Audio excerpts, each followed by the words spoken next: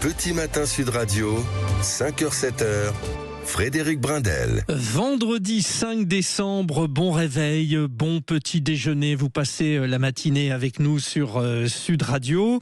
Et cette ouverture aujourd'hui de Téléthon, les 5 et 6 décembre, 2 jours pour se mobiliser partout en France avec des animations solidaires pour aider la recherche. De nombreux événements sont organisés autour de la marraine cette année de cette 39e édition, Santa la chanteuse. Et nous sommes avec Pierre Tabel, agriculteur. Bonjour Pierre. Bonjour. Vous habitez dans quel endroit de la France précisément ? Alors, je suis dans un endroit très rural, je suis dans le Lot, dans un petit village qui s'appelle Gréalou. Ah oui, c'est beau, c'est beau. Moi, fut un temps, j'allais à Vérac, pas très loin, voilà.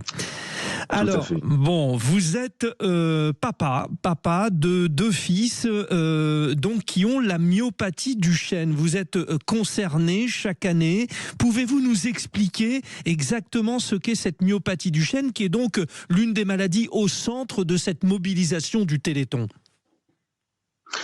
Alors oui, je suis papa de. Alors j'ai 3 garçons, j'en ai 2 qui sont malades. Ouais. Ils ont donc effectivement une myopathie du chêne. C'est une pathologie dégénérative du muscle. En fait, le muscle ne supporte pas l'effort et de fait, à chaque effort, il s'abîme, il s'inflamme et il se détruit. Et le corps n'arrive pas à régénérer suffisamment de muscles pour compenser la maladie. Donc rapidement, c'est des enfants qui perdent la marche, l'usage des bras. La capacité à déglutir, et comme le muscle cardiaque est un muscle à part entière, il s'abîme aussi, quoi.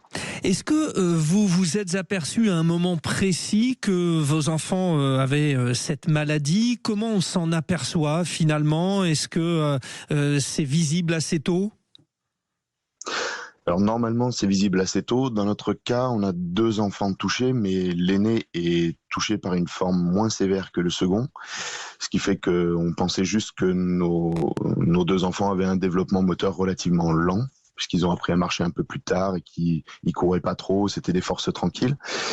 Et en fait, c'est avec l'arrivée du 3e qui, lui, était très très énergique qu'on s'est dit non, il y a vraiment un problème avec nos 2 premiers qui n'avaient pas été détectés par les médecins avant. Et là, on s'est dit, faut vraiment trouver, faut vraiment avoir un diagnostic, il se passe quelque chose qui va pas du tout. Bon, et ça a été long à diagnostiquer, il a fallu passer plusieurs examens ?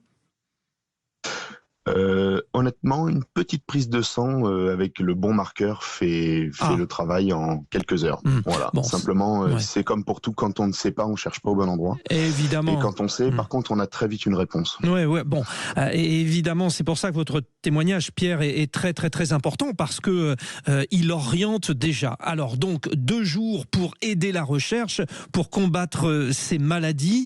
Est-ce que il y a un traitement aujourd'hui qui soulage la douleur ? Comment ça se passe au quotidien ? Comment vos enfants, finalement, sont accompagnés médicalement parlant ? Alors, mes enfants sont scolarisés. Donc, à l'école, ils ont quelqu'un pour les aider, ne serait-ce que pour les besoins du quotidien, ou prendre des notes, ou manger, parce que c'est quelque chose qui est compliqué tout seul. Ils peuvent pas porter leur plateau, par exemple, simplement au self, c'est impossible. Au quotidien, les parents, bien sûr, sont mobilisés matin et soir. Ça, c'est absolument nécessaire. Moi, j'ai des enfants qui, sur le plan de la douleur, sont très résistants, donc ils sont pas trop impactés. Mais globalement, dans la myopathie du chêne, il y a beaucoup d'enfants qui ont des douleurs, sortes de crampes permanentes, très très invalidantes, très perturbantes au quotidien. Parce que avoir mal tout le temps, c'est quelque chose de difficile à vivre quand on est un enfant. Et après, sur la question des traitements, l'association œuvre pour cette maladie depuis longtemps, et le laboratoire Généton, qui est un laboratoire de la FM Téléthon, a lancé un essai en thérapie génique pour cette maladie. Et il y a un petit garçon qui a été traité il y a pratiquement 1 an et demi maintenant, le petit Sacha. Ouais. Moi, je sais, puisque j'ai des garçons qui peuvent, qui ont vu que la maladie évoluer chez eux. Je sais que le petit Sacha, il devrait pas être capable de se relever du sol, ou il devrait pas être capable de monter ne serait-ce que la marche d'un trottoir.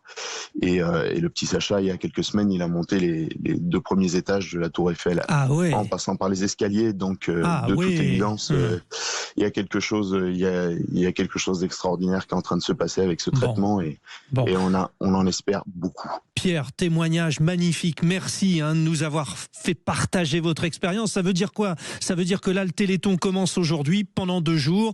Vous avez compris, vous aidez le Téléthon. Ça va faire avancer la recherche et il y aura des solutions comme le petit Sacha. Et puis bien sûr, on pense à vous, Pierre. Bon courage pour cette journée de travail. Vous êtes agriculteur dans le Lot. Merci de ce témoignage, Pierre. Et puis vous saluez vos 3 enfants de la part de toute l'équipe de Sud Radio. Bonne journée à vous. 6h45.